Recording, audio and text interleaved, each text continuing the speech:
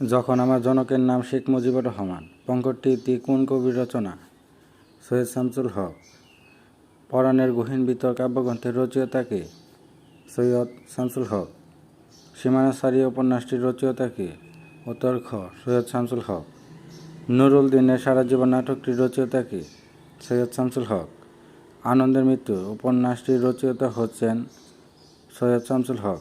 লোকলোকান্তর কবিতা গ্রন্থটির কবি কে? আল মাহমুদ। লোকলোকান্তর কবিতা গ্রন্থটির কবি কে? আল মাহমুদ। আখতারুজ্জামান ইলিয়াস রচিত গ্রন্থ কোনটি? সংস্কৃতির ভাঙা সেতু। খুবই গুরুত্বপূর্ণ প্রশ্ন। আখতারুজ্জামান ইলিয়াস রচিত গ্রন্থ হল সংস্কৃতির ভাঙা সেতু। দুধে ভাতে উৎপাত গ্রন্থটির রচয়িতা কে? আখতারুজ্জামান ইলিয়াস। দুজখের গল্প গ্রন্থটি কার রচনা? খুবই গুরুত্বপূর্ণ প্রশ্ন। আখতারুজ্জামান ইলিয়াস। দুজখের গল্প গ্রন্থটির রচনার নাম হল আখতারুজ্জামান ইলিয়াস। বখতিয়ারের ঘোড়া কোন শ্রেণীর রচনা? উপন্যাস।